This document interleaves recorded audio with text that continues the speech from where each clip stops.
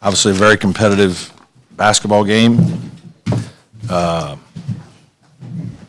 Unbelievably disappointed with the ending. We had a couple chances to put it away ourselves and didn't.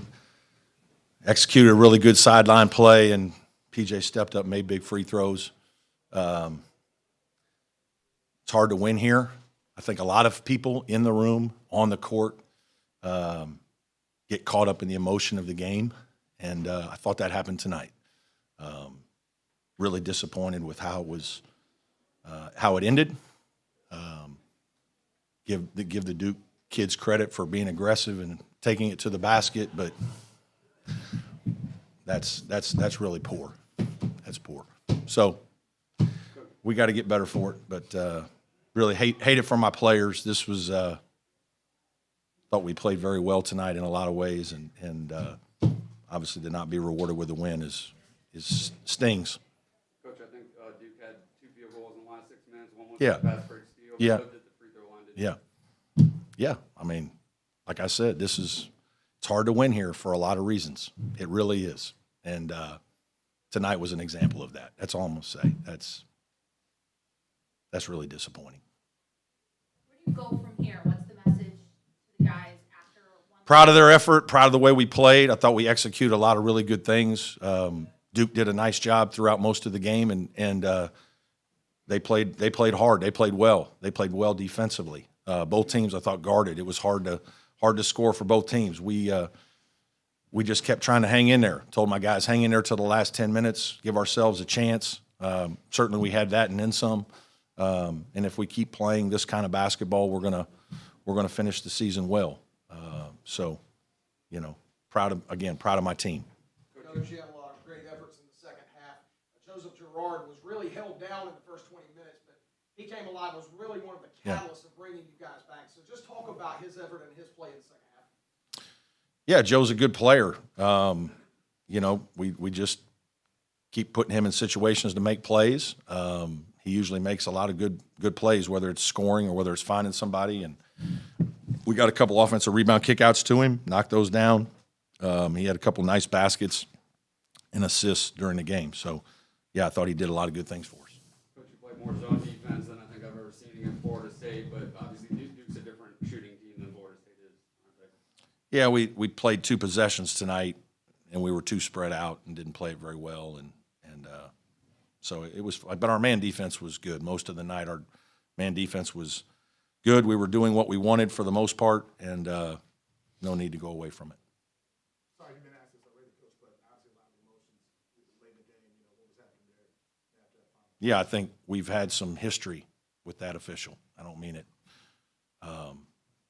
And so there was a lot of emotion from our bench because we're a passionate group that fought their tails off and feel like the game was maybe taken from us a little bit. And it shouldn't be decided like that. How do you get your guys to flush this? Yeah, we got to be. Yeah, we have a quick turnaround Tuesday. We've got a hard game against Louisville. Tomorrow we got to get past it, and we'll begin on Louisville tomorrow morning. And hopefully I have a mature group that'll handle that. But this will be hard. This one stings. There's no question. We had all week to kind of get ready, and we didn't prep all week for Duke. It was more us just improving our team and doing things to improve our team. I thought we did that. But anytime you put that much into things, for a week, when you're rewarded with a win, it's easier to go right back to the work. When you put that much into it emotionally, and then sometimes you don't have it, you don't get rewarded. It's hard. It's more difficult to get that emotionally invested every time. I think that's really what's challenging. We play so many games so quickly that you have to bounce back, and we'll do that on Tuesday. Coach, Alex obviously didn't play today. Is he available? He's available. Yeah, I mean he's been in a practice and a half, so I just didn't think it was right to put him out there.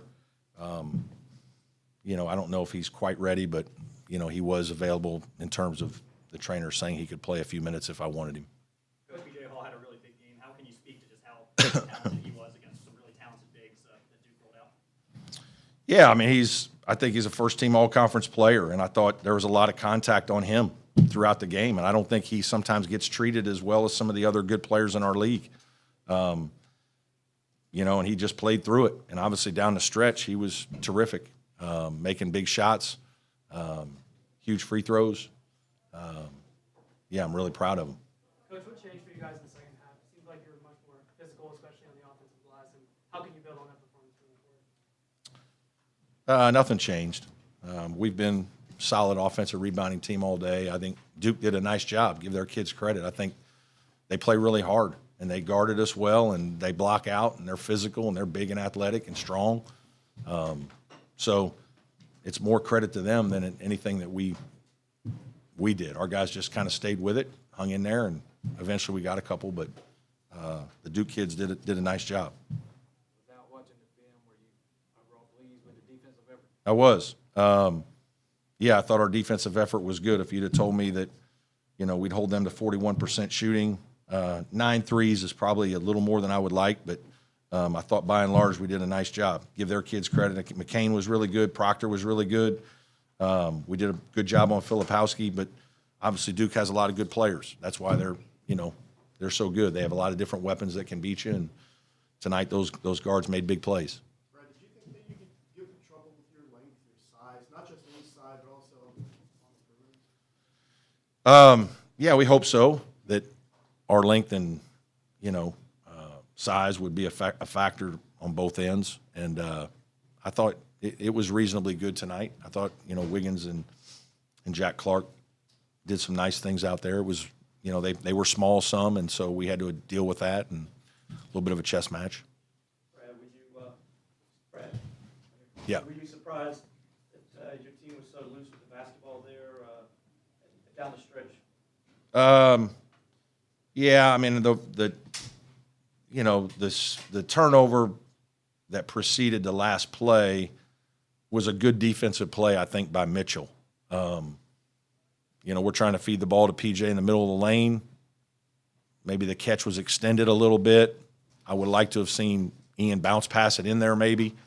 But Mitchell made a good play. Like it wasn't an easy play. It wasn't a terrible pass. It was a good athlete making a good defensive play to get a hand on a ball. The play before was, that one was the one that was more disappointing. Filipowski's inefficiencies seem to obviously bode well for you guys. Was getting him in foul trouble something you wanted to do throughout the game? Yeah, I mean, we have an inside offense, so we try to go inside at people. And certainly, going at him was part of our plan. Yeah. Got time for one or two more. With Shefflin specifically being an undersized big, do you feel like he specifically was on the wrong end of a couple of those calls? Yeah, I don't know. I'd have to watch. I mean, I do think there were times our guys were getting hit, and it didn't seem the same. Brad, this is the closest y'all been in 28 years winning here. We lost by 2 with the last time I was here, and we had to lead with 2 minutes to go. So I've been here in this same situation about 4 times within a possession, and I haven't won one yet. So, and tonight was as close as we got. We got to 1 second, and had it taken from us. Thank you. Bye. Thanks, Brad.